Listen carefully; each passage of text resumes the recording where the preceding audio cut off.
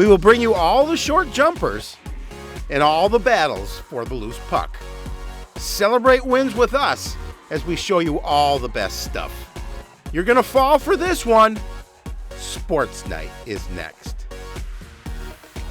That is my Sports Night highlight. Hello, everyone. Welcome to Sports Night. I'm Joe Young. I'm Howie Chaperone. That's probably going to be his highlight as well. Well, you know, you only get to celebrate your first varsity goal once. You may as well do it in style. Absolutely. And it's crazy. We're talking about sections. We're talking about Cardinals on their way to state tournaments this week. It's that time of year. A lot of stuff, not as much video, but we do have some fun stuff to talk about. Always. We are going to start with the girls hockey team that wrote a new chapter in the team's history as they entered the section tournament last week. They will face off against their former coach this week after scoring the first section tournament win in co-op history. Getting past the first round of the playoffs was one of the team's primary goals at the start of the season, but these Bluebirds are hungry for more. They began their quest on Saturday afternoon as the 5th seed in Section 5AA, taking on 4th-seeded North Wright County. The Bluebirds were a slight underdog, but they never played like it. They take the game to the Riverhawks from the opening puck drop, and they capitalize on their first power play of the game. Kennedy Bolander scoring on the rebound. Her team leading 17th of the season put CPCR on the board a little more than midway through the first. The momentum goes back into the North Wright County in the second period, and they put a lot of pressure on the Bluebirds' net. Maddie Wastrel standing strong and up to the task. She stopped all 14 Riverhawks shots that she faced in the second. This one nearly got by her, though, failed clear by CPCR. The Riverhawks set Dahlheimer up in the slot. The shot slips past Wastrel, but she's able to pounce on it before it gets across the line, and the ref is right there to make the call. Another sloppy turnover by the Bluebirds leads to a backhand chance for Jenna Allen. Another save for Wastrel, and it's still a 1-0 game going to the third. Good chances for both teams in the final period. 2-on-1 for the Riverhawks, but the return pass handcuffs Sydney Peterson. Other end now, strong forecheck. Wait for it. Strong forecheck for Brianna Qualley. Centers for the one-timer by Emma Strauss. Weiser makes the save. No insurance for the Bluebirds. They wouldn't need it. They hold on for a 1-0 win and a very long-awaited celebration. 5th time is the charm, Howie.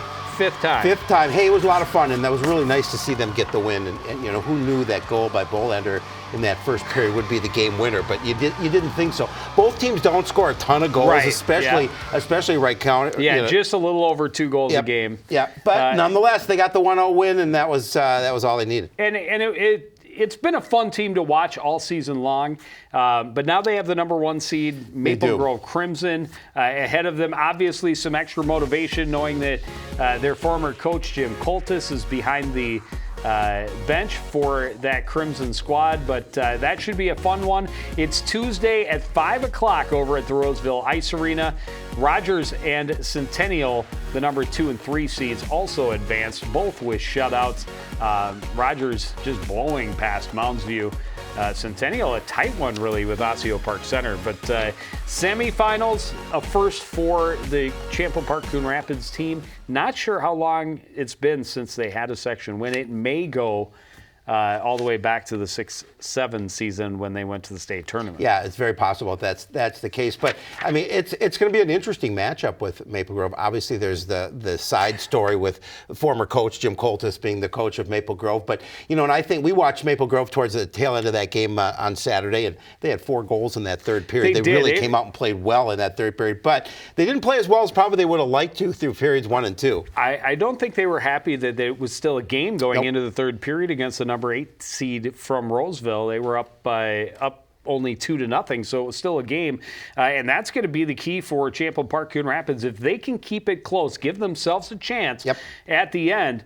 Greasy goals have been kind of a trademark of this team, and that could be the difference between your season ending on Tuesday evening or making it to a section title game. No, I know you always talk, sometimes it starts from that net out, and it's goaltending is going to be really important on Tuesday night. Well, and just keeping pucks and pressure on the net is going to be the difference. Should talk some boys hockey. We should. Well, the boys closed out the regular season with 3 home games last week, including 2 against single-A opponents. Smaller schools doesn't necessarily mean wins. The Simley Spartans came to the Crick on Tuesday as the slight favorites. They had 15 wins on the season, and they were ahead of the Cardinals in the overall power rankings. It turned out to be a thriller that went down to the final seconds. Cardinals start the scoring early in the first period. Rowan Bresnan able to weave through traffic, get a chance to close. Luke Rising is there to hammer the rebound home. Rising's first varsity goal, he celebrates in style in the seat of his pants. Unfortunately, the Spartans scored late in the first, again early in the second. The Cardinals even the score midway through. Dylan Pack drops it for Ben Kish. He slips the wrist shot short side. It's tied at 2. Still in the second, Spartans take the lead again. Joe DeFranzo down the left wing. His shot is stopped, but Matt Milner is crashing the slot to clean up the spare change. Simley back in front. Cardinals answer again late in the period. Shorthanded pressure from Eli Bowden. Gets the steal, walks out in front, shells it. 12th goal of the season, sends it to the third, tied at 3. Simley scores in the first minute of the third on the power play. Caden Renslow's shot is tipped by Reutman out front. Spartans have a lead for the third time. Cardinals get it right back. Bowden with the hold at the line to Bush, to Kish, to Bardas. He finishes the top of the crease. Game tied at 4 with lots of time left. But nobody's going to score until the final 15 seconds. Cardinals power play. Nathan Clark finds Eli Bowden at the back door, his second of the game. It's the winner. Cardinals' 9th win of the season. Only the second time in 15 years they've reached that mark, Joe Yun. Yep, and it was exciting because that one, 2 really evenly matched teams. We saw good chances at both ends. In that third period, Danik really stood strong for the Cardinals in goal to help them secure that win. And their power play, and we'll talk about that more in just a minute, their power play has been very good all season long. Unfortunately, their one game against a conference opponent was against a pretty good team from Andover, ranked in the top 5 of the state, and they played like it. They beat the Cardinals 6-0, outshot them 38-12. Danik again getting the start, made 32 saves, but that's a little bit closer than it was earlier in the season. So kind of a win on that aspect for the Cardinals. There you go. It's a slight hint. The Cardinals closed out their regular season schedule on Saturday, hosting St. Paul Highland Park. Both teams entered the game with 9 wins, hoping to finish strong and get to double digits, but only one could come out a winner. Cardinals left nothing to chance as they started fast and kept the Scots on their heels all game long. Pretty even in the first, but the Cardinals start the scoring midway through, playing 4-on-4. Clark pumped off the puck. Tyler Barsna scoops it up, streaks in, slides a backhand through the 5-hole, gives Coon Rapids a 1-0 lead. Cardinals crank up the pressure in the second. Harry Koval on the forecheck gets it back to Will Marty. His shot off the defender and underneath the keeper. It gives Coon Rapids a little bit of cushion. And they get some more pad just a couple minutes later. Tandon Bush between the legs to Nathan Clark. He finds Marty in the slot. He nets his second of the night. Cardinals are in control, up 3-0. They start the third period on that power play we were talking about. Barsness with speed through center sets it up for Clark to hammer home. Clark had 5 points in the game to become just the second player in at least a decade with 40 points in a season. Another power play, another goal. Clark cross ice to Barsness. He snipes it top shelf. Team high 16 goals for the sophomores. And the Scots' frustration kept putting the Cardinals on the power play. It's a bad idea. They get one more on the advantage, just over a minute left. Koval turns and shoots. Nolan Hazelwood gets the tip out front. 3 power play goals in the third, makes it a 6-0 win. Senior Mark Danik gets his second shutout of the season. He got to play all 3 games last week, and he's playing well. Cardinals power play now top 20 in the state, averaging with a 31.1%.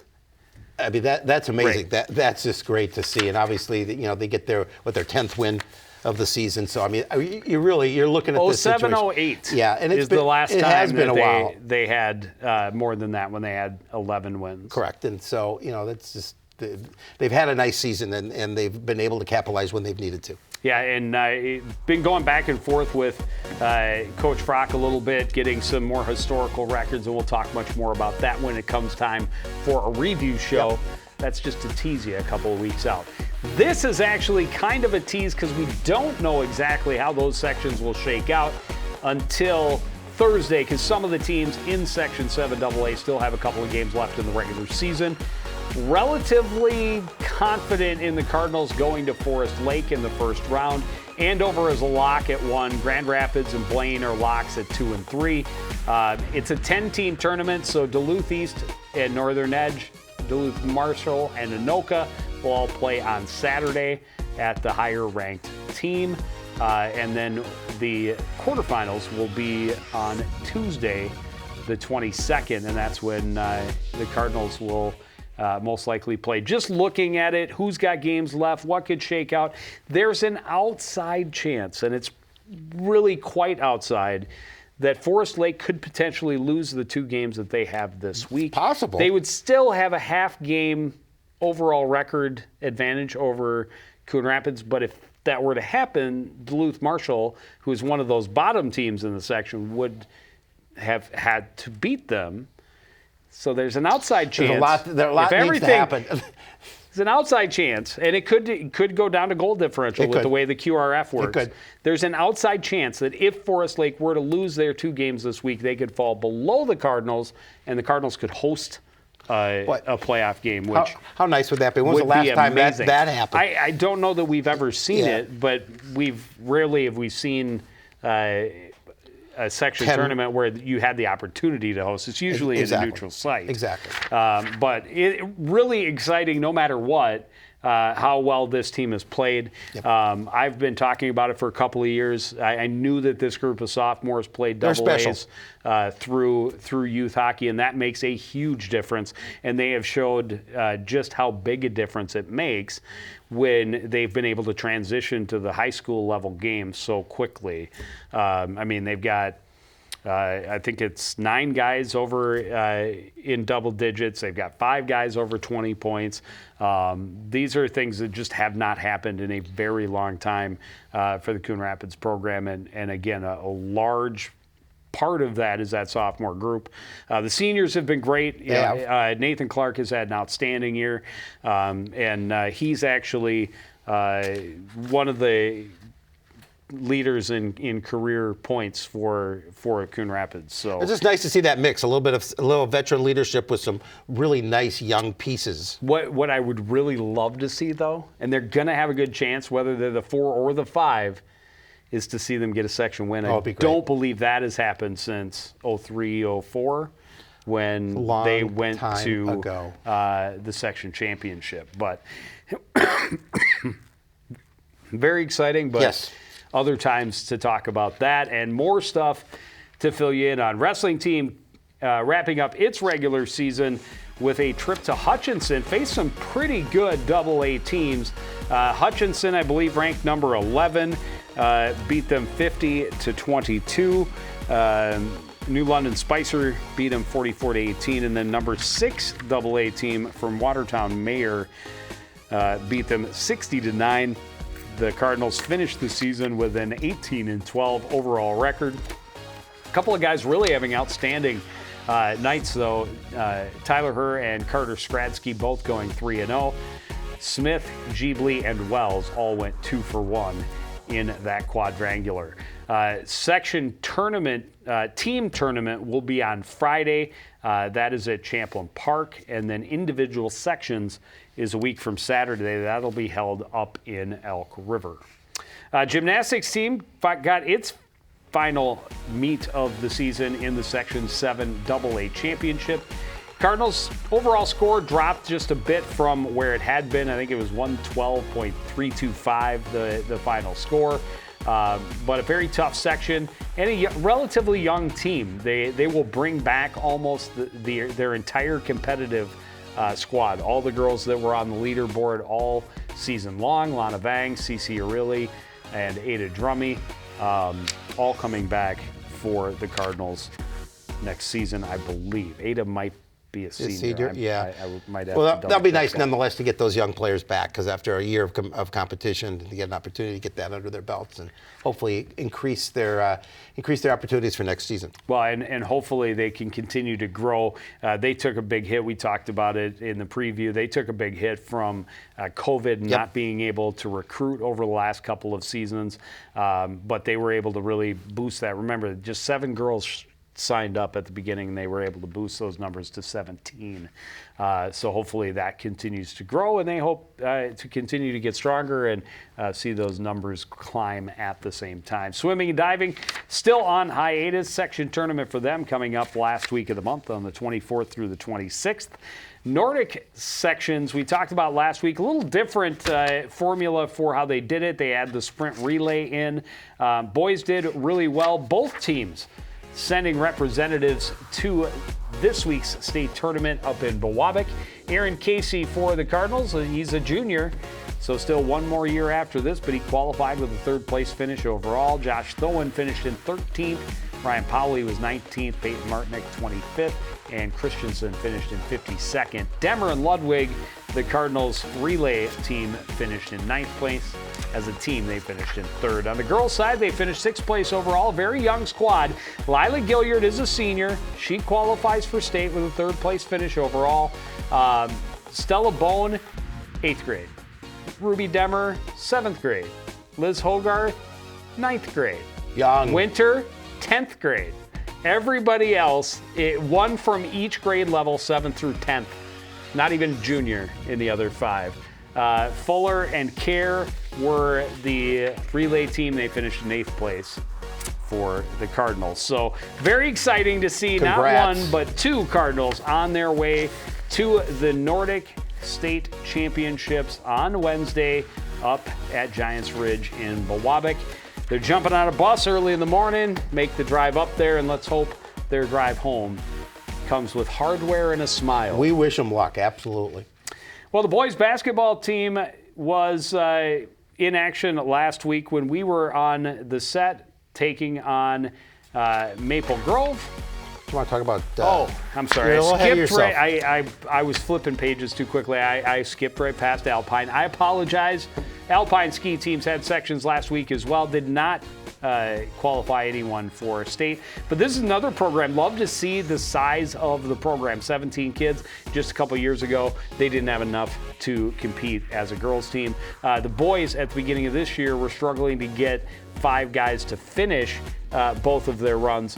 But they came a long way during the year, and also a lot of youth on both of these teams.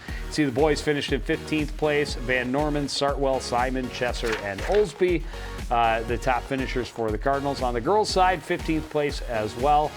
Shelby Robidoux was their top finisher. Mary Olson in 45th place. Carly Hafferman, 56th. Zoe Scheck, 77th. And Staley finished in 78th place. So season over for them. Yep. As well. Now you can talk some boys basketball. Now we can talk about the boys basketball team that took on a heavy hitter in Maple Grove last week on Monday. Had to make the trip over there and lost by 16 to the Crimson. Matthew Ellingson leading the way with 14.7 rebounds and 4 blocks, by the way. 4 blocks in one game. McKeith Dang had a couple of blocks. He had 14 points as well. MJ Galama, 11 points, 4 rebounds. Kay Cummings-Coleman had 9 points and 3 assists. Elijah Smith just 4 points. And the Crimson found a way to limit the Cardinals' offense. Cardinals bounced back with a win over Anoka on Thursday, beating the Tornadoes 76-73. Had a pretty sizable lead and just had to hold on to get their record to 14-6. Cummings-Coleman, 18 points, 8 boards. Elijah Smith bounced back from that 4-point performance to put in 17. Ellingson had 15, Dang had 11, and Hetwer added 8 points and 7 boards for the Cardinals. And again, they're playing on a Monday night. We were originally going to be at the Fieldhouse tonight covering their game against Centennial, but due to the girls hockey team advancing to semifinals on Tuesday, we decided the show would go on. We're still shuffling it up. We're not entirely certain where we'll be Friday of this week or Tuesday of next week, but We'll be somewhere. That's for sure. We're just not sure where. We're staying busy. So they're hosting Centennial tonight. They'll be at Osseo on Friday. And Howie? We'll be there? Maybe. Hopefully. Maybe. Possibly. Maybe. Possibly. It's a possibility. The girls basketball team draws the same two. Maple Grove girls even stronger than their boys team. 70-27. That one did not go at all well for our Cardinals. Jenny Tomboy finishing with 11 points to lead this way. Delana Washburn had 7, Casey Beck 4, Camille Washburn 3, and Chloe Christie added 2 points. You know what? Cardinals, they were back at the Fieldhouse on Thursday, but facing a much more manageable opponent. For the first time they took on the Tornadoes, the Cardinals came up just short, losing by 2.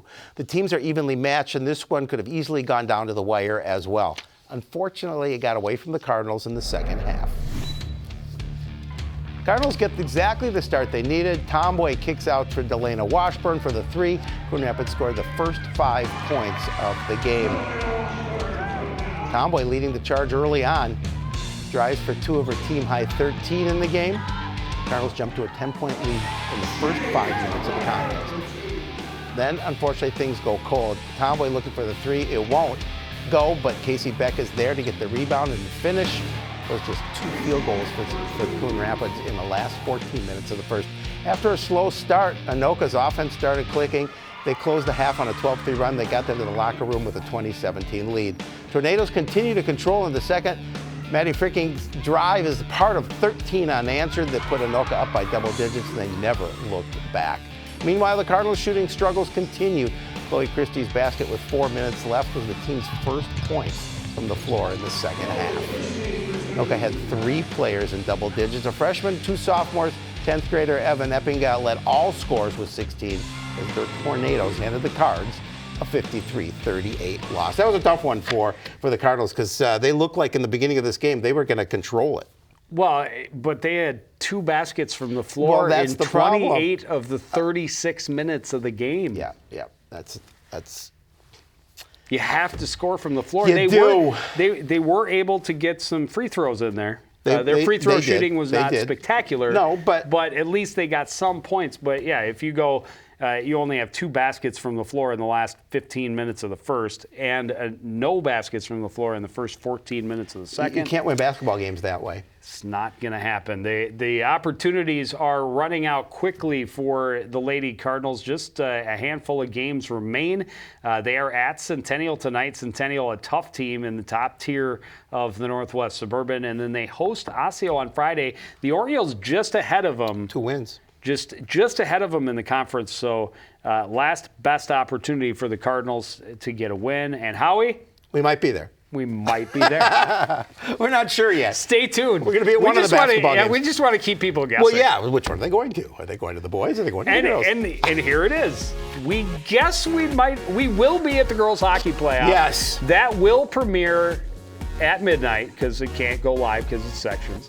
But come out and support them. 5 o'clock Tuesday afternoon at the Roseville Ice Arena. Howie will buy you a sundae. I will. Or Tuesday. Then on Friday, we might be watching the boys basketball team at Osseo. We might be watching the girls basketball team at home. On Tuesday next week, we believe we will be doing the boys hockey game. We think so. Unless something changes, in which case we might be doing boys basketball. Hey, it could happen. It's all up in the air. It could happen, but most likely we will have that boys hockey section quarterfinal. Really hoping it will be at the Crick. Yes, that would be awesome. Wouldn't that be great? But most likely we will be at Forest Lake a week from Tuesday. But that's going to do it for this edition of Sports Night. I want to thank everybody out there for joining us and continuing to support everything we do here at CTN. For the entire crew, including Howie Shapiro, I'm Joe Young saying good night.